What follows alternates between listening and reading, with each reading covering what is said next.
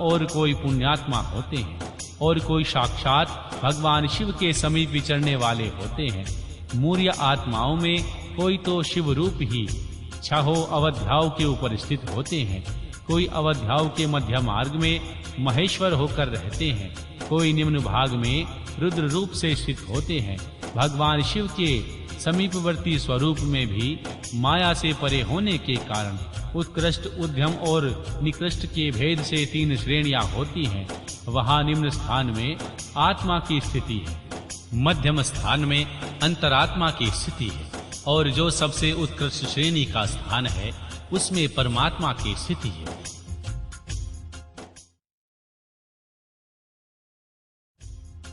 ये ही क्रमशः भगवान ब्रह्मा, भगवान विष्णु और महेश्वर कहलाते हैं। कोई वसु जीव परम आत्मा पद का आश्रय लेने वाले होते हैं, कोई अंतर आत्मा पद पर और आत्म पद पर प्रतिष्ठित होते हैं।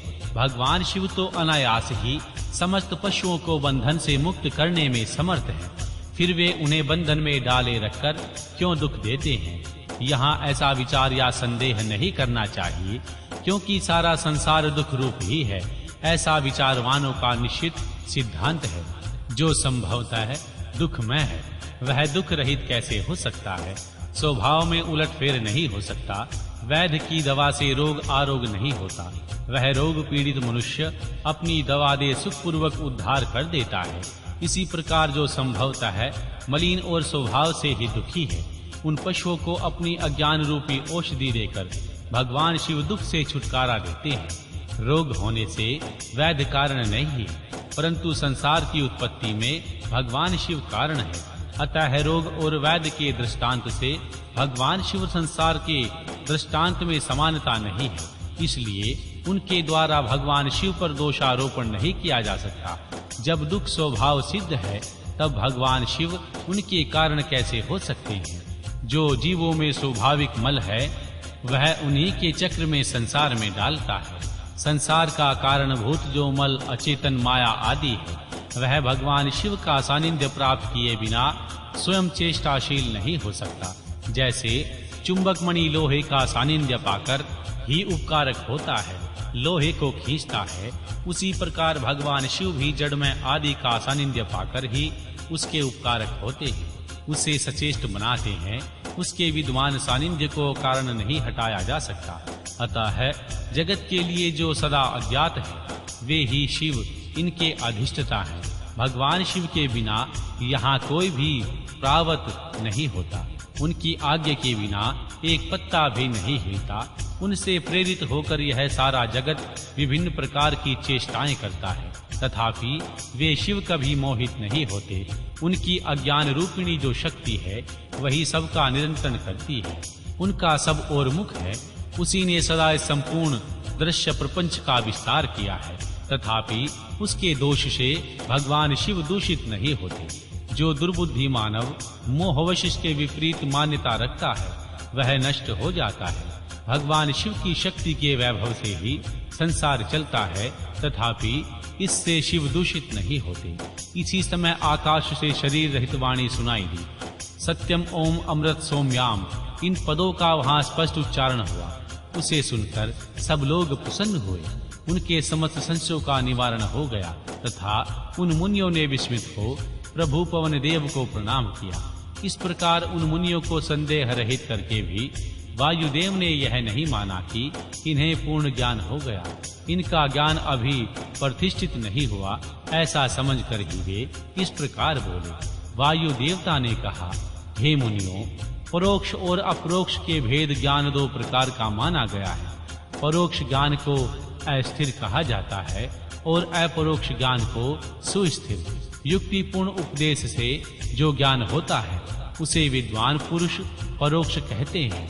उसी श्रेष्ठ अनुष्ठान से अपरोक्ष हो जाएगा। अपरोक्ष ज्ञान के बिना मोक्ष नहीं होता, ऐसा निश्चय करके तुम लोग आलस्य रहित हो श्रेष्ठ अनुष्ठान की सिद्धि के लिए निरंतर प्रयत्न करो। अध्याय 32 परम धर्म का प्रतिपादन। शैवगाम के अनुसार पशुपत ज्ञान तथा उसके साधनों का वर्णन।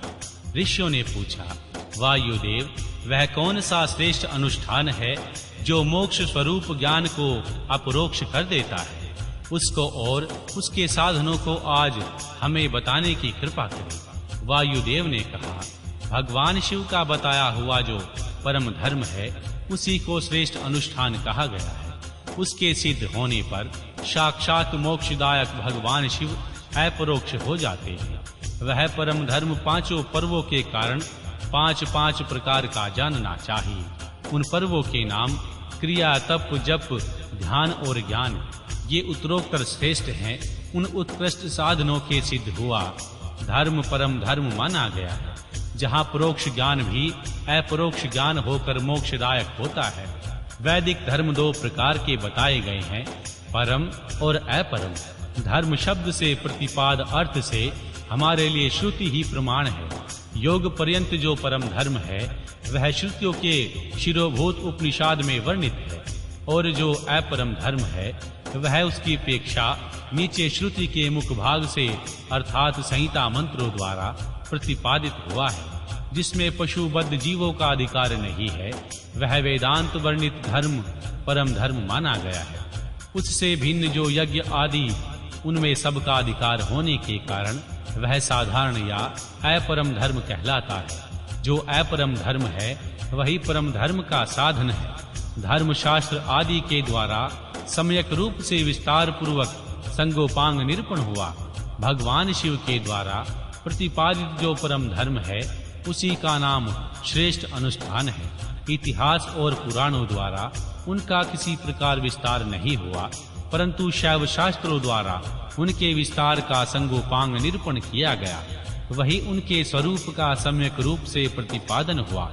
साथ ही उनके संस्कार और अधिकार भी सम्यक रूप से विस्तार पूर्वक बताए गए हैं। शैव आगमन के दो भेद हैं, श्रोत और अश्रोत। जो श्रुति के सार तत्व से संपन्न है वह श्रोत है, और जो स्वतंत्र है वह अश्रोत माना गया है। स्वतंत्र शैवागम पहले 10 प्रकार का था, फिर 18 प्रकार का हुआ। वह कायिका आदि संज्ञाओं से सिद्ध होकर सिद्ध धाम धारण करता है। श्रुति सार में जो शैव शास्त्र है उसका विस्तार 100 करोड़ श्लोकों में किया गया है। उसी में उत्कृष्ट पशुपात व्रत और पशुपात ज्ञान का वर्णन किया गया है। युग युग में होने वाले शिष्यों को उनका उपदेश देने के लिए भगवान शिव स्वयं ही योगाचार्य के रूप में जहाँ तहाँ अवतीर्ण हो उनका प्रचार करते हैं। इस शैव शास्त्र को संक्षिप्त करके उनके सिद्धांत का प्रवचन करने वाले मुख्यतः 4 महर्षि हैं, शुरु, दधीच, अगस्त्य और महायशस्वी उपमन्यु। उन्होंने संहिताओं का प्रावर्तक पशुपात जानना चाहिए।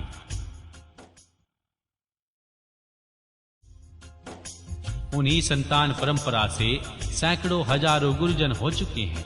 पशुपात सिद्धांत में जो परम धर्म बताया गया है वह चर्या आदि 4 पादों के कारण 4 प्रकार का माना गया है।